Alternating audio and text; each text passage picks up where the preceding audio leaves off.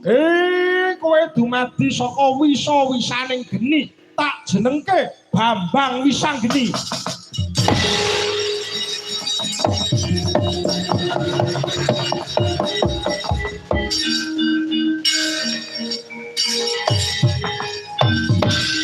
Aku Bambang Wisanggeni. Iya, kowe Bambang Wisanggeni. Banjur kowe ya duwe jeneng. Iya, aku ya duwe jeneng. Kowe sapa? Kowe nek nyeluk aku Mbah. Nyeluk kowe Mbah? Iya, kowe nek nyeluk aku Mbah. Mbah sapa? Mbah Yusuf Setiono ki aku iki. Sapa? Mbah Yusuf Setiono ki aku iki. Kok kaya lurah kene? Mbah Semar. Mbah Semar. Iya. Aku Bambang Wisanggeni, Mbah. Iya, kowe Bambang Wisanggeni.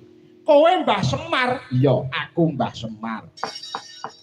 Iki mapan ana ngendi to, Mbah? Iki mapan ana Kawah Candra Dimuka. Kawah Candra Dimuka kuwi nggon ngukum wong sing nandang dosa, wong sing nandang luput kuwi dihukum ana Kawah Candra Dimuka kene. Oh, ngono ya, Mbah. Kok isine maneka warna ya, Mbah? Wong jenenge wae kanggone wong dosa, isine mesti wong maneka warna.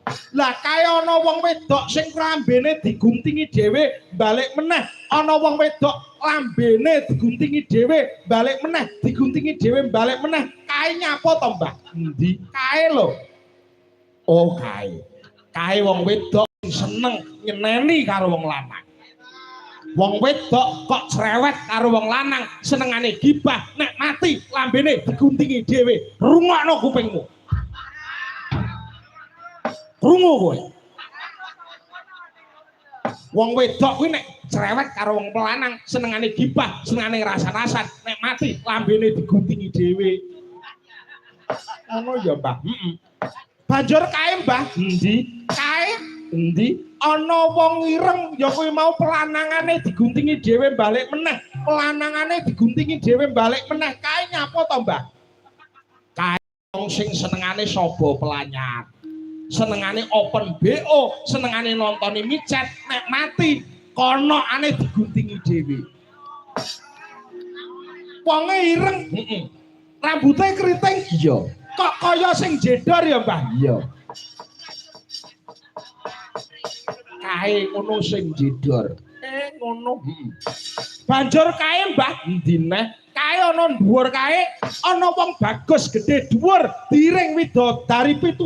Ana ing dhuwur kedip-kedip ketoke munggah swarga. Kae sapa to, Mbah? Kae dalange bengi iki 100 tahun kas. Dalange bengi iki 100 tahun kas, nek mati langsung munggah swarga. Krungu kupingmu. Ngono ya, Mbah. Banjur bapakku sapa, ibuku sapa, Mbah? Piye? Bapakku sapa, ibumu sapa? Bapakmu sapa, ibumu sapa? Aku mesti ana sing lairke to, Mbah. Iya. Bapakku sapa, Mbah? Nek kowe tekok wong tuamu aja ning Semar. Lah takon ning sapa, Mbah? Takono ana dewa. Dewa ki endi, Mbah? Noleo mendhuwur. Wo kae dewa. Iya. Wong sing nganggo jas, nganggo kupluk, ambune wangi, kae jenenge dewa. Kae tekonono sapa bapakmu, sapa ibumu. Nek ra ngerti, piye, Mbah? Nek ra ngerti kampleng ana. Nek ra ngerti piye, Mbah? Nek ra ngerti jejeg ana. Kae dewa ya, Mbah. Kae dewa. Kae ya kowe mau sing seneng nyusahke marang rakyat ya kae. Ana pajak kok arep dindake 250%. Kampleng ana. Njaluk pamit, Mbah.